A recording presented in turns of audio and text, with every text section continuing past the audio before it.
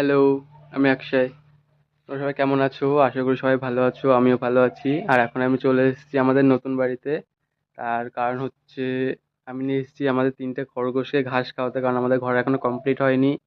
তো ঘরের মধ্যে প্রচুর ঘাস হয়েছে, সেই ঘাস খাওয়াতে নিয়ে এসেছি। ব্ল্যাক ব্ল্যাক আসছে।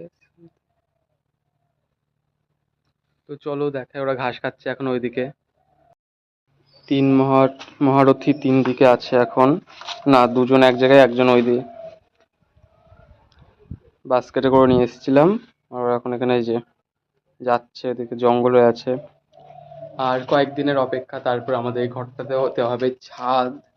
অনেক এক্সাইটেড, কবে দেওয়া হবে ছাদ সেটার জন্য। ওরা খাচ্ছে ঘাস, আমি চলে এসেছি বাইরে।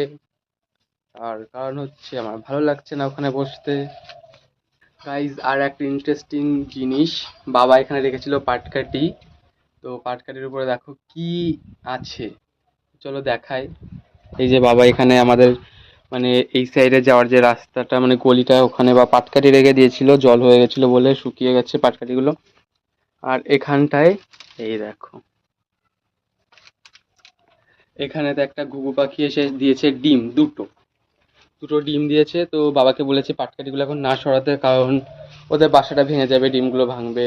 বাবারও পছন্দ না, বাবাও বলেছে এখন ভাঙবে না, আমরা পাটকাঠিগুলো কেউ নেবো না। ওরা বাচ্চা দেবে, বাচ্চা উঠবে, তারপরে যদি ঠাকুর করুক সাপে না খায়, সাপে খেলে তো গেল, তাহলে পাটকাঠি সরিয়ে নেবো। আর যদি পাটকাঠি সাপে না খায় তাহলে থাকবে, বাচ্চা দেবে, তারপরে ওরা চলে যাবে, তারপরে আমরা পাটকাঠিগুলো নেব।